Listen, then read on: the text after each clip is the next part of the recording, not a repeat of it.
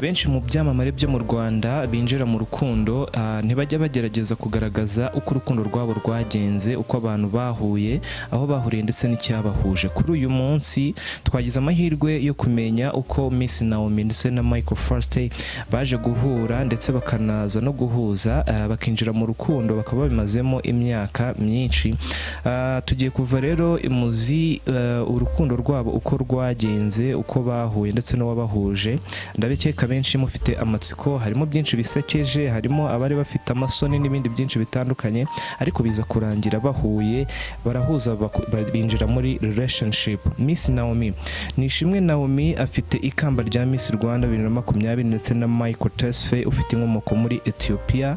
Bavuye imuzi y'urukundo rwabo babishyira ku karubanda, abantu benshi babasha kumenya uko urukundo rwabo rwatangiye. Niba ukunda inkuru z'urukundo, kora subscribe kuri yago-tv-show YouTube channel, ujye ubasha kubona amakuru y'ibyamamare byanyu mukunda haba mu Rwanda no hanze yabo. Uri muri Kigali, abari mu majyepfo, burasirazuba ndetse n'uburengero bwaryo. Nge muri kumwe kuri mikoro nitwa Blaze, mbahaye ikaze mu kiganiro bagiranye n'ababakurikira ku mbuga nkoranyambaga y'uruhererekane. Nishimwe Naomie acisha ku rubuga rwa YouTube ndetse akabanza no kubaza abamukurikira ibibazo kuri Instagram bigendana n'urukundo rwabo. Ndetse Michael Tesfaye yatangiye abari inkuru muri iki kiganiro, yatangiye abari inkuru y'ukuntu yamenyanye na Miss Naomie, kuko ari cyo ikibazo cya mbere ababakurikira bashingiyeho bashaka kubabaza. Yagize ati, naje hano mu 2021 muri Nzeri, hari umuryango nari naramenyanye nawe hano mu Rwanda mu 2018. Bongera kuntumira mu 2021 mu rugo rwabo. Hari abakobwa babiri bavukana, bambaza niba nteganya kurushinga, batangira kunyereka abanyarwandakazi babonaga nahitamo umwe. Byaje kurangira tugeze kuri Mackenzies cyangwa se isinda rya Miss Naomie n'abo mu muryango we. Barambwiye ngo aba bakobwa ni ibyamamare mu Rwanda kandi ni beza cyane. Avuga ko nyuma yaje guhurira muri restaurant na Uwase Cursia wo muri Mackenzies, inshuti bari kumwe zikamumwereka, zimubwira ko ari umuvandimwe wa Miss Rwanda kandi afite umushinga ujyanye n'ibyo yari yaje gukoraho muri icyo gihe ubwo yari yaje mu Rwanda. Michael kandi yegereye Uwase amwaka nimero ya Naomie, ariko baranaganira, aramwibwira, amubwira n'icyamuzanye mu Rwanda.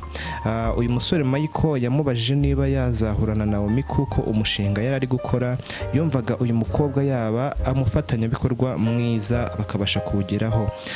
Ketsi ngo we ibyo mushinga ntabwo ari byo yagiye abwira Miss Naomie, wapi, ahubwo murabizi ko kundi abakobwa iyo yahuye n'umusore akamubaza uwo mukobwa baziranye uko bigenda, ahubwo we yagiye amubwira ko yamuboneye umugabo. Naomie kuri iyo ngingo yagize ati, nategereje ko Michael amamagara, ibyumweru 2 birashira ndaheba. Nabwiye Kesya ko yama nimero ye nibura nkareba ifoto ye yo kuri WhatsApp nkamenya uwo musore wambajije akaka nimero yanjye, ngo yaramuhaye, ariko undi atungurwa n'ifoto yari yasanze kuri WhatsApp ya Michael Tesfaye. Naomie yahise asaba Kesya guhamagara uyu mukunzi we amubaza niba yaributse kumuvugisha, undi arabikora. Michael yahise ahamagara Naomie amusaba ko bahura, nyuma bahurira ku iduka rya Mackenzies. Miss Naomie yarageze ati, Michael ahageze yabonye amafoto ya bagenzi banjye, ahita abaza niba bo muri bo afite umuryango, mbasobanurira mbavuga nabi ariko mu buryo bwiza bwo gutebya. Aha Naomie yahise aseka, nigezeho rero njyewe nahise nitaka cyane ndetse mvuga ko nta n'umukunzi mfite, ndi single. Naomie avuga ko bwa mbere ahura na Michael yahise abona amushituye cyane. Michael yabajijwe niba ari ubwa mbere akundanye n'umukobwa uzwi w'icyamamare, asubiza ko ari ubwa mbere yarakundanye n'umukobwa w'icyamamare. Miss Naomie yavuze ko bwa mbere ahura na se w'umukunzi we kuvuga byamunaniye neza.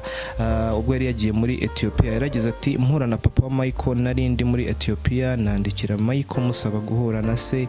Ubwo nahuraga nawe ntabwo navugaga, ntabwo byari byoroshye ariko byari byiza.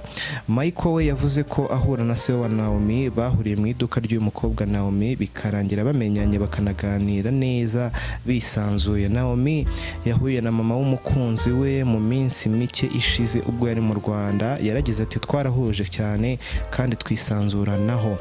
Mama wa Naomie we yaje guhura na Michael mu minsi mikuru ishize nawe ariko baraganira, bigaragaza ko famiye zabo zatangiye kumenyana kuko hari gahunda ihamye aba bombi bafite. Naomie muri iki kiganiro kandi yavuze ko akunda ukuntu umukunzi we amwitaho agaterwa ishema n'ibikorwa bye.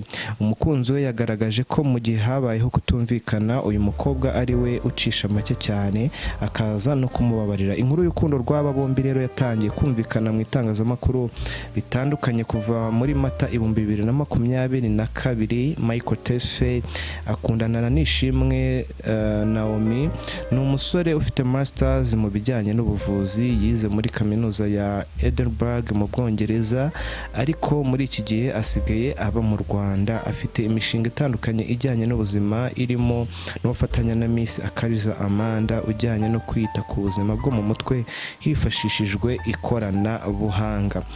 Iyi ni couple rero itanga urugero rwiza, itarigize igaragara mu matiku ishwana. Ni couple igaragaza ndetse itanga icyizere, inaberanye. Aba bombi rwose ubukwe tuzabutaha. Ibi byamamare birimo Miss Naomie ndetse na Michael Tesfaye tubifurije kugira amahirwe mu rukundo rwabo. Wowe utaruzi rero uko baje guhura naho bahuriye nuko babanye mu rukundo rwabo, ndakeka ubashije kubimenya. Ni inkuru yatambutse ku kiganiro ya Miss Naomie yanyujije kuri channel ya YouTube yise True Story y'urukundo rwabo. Ndakeka rero niba nawe ukunda kumenya amakuru y'ibyamamare, ukunda kumenya uko aba star mukunda bameze ndetse na relation zabo uko zagenze, kora subscribe kuri OG-TV-Show YouTube channel ujye ubasha kubona amakuru y'ibyamamare byawe ukunda, haba muri muzika, muri fashion, documentaries zikoze neza, comedy ndetse n'ibindi byose tubategurira. Ujye ubasha kubigezwaho kandi ubibone ku gihe. Ciao ciao, turabakunda. Inkuru zacu nakagaruka, wowe icyo usabwa no kuguma ku murongo gusa, ibiganiro byacu kabisangiza abandi.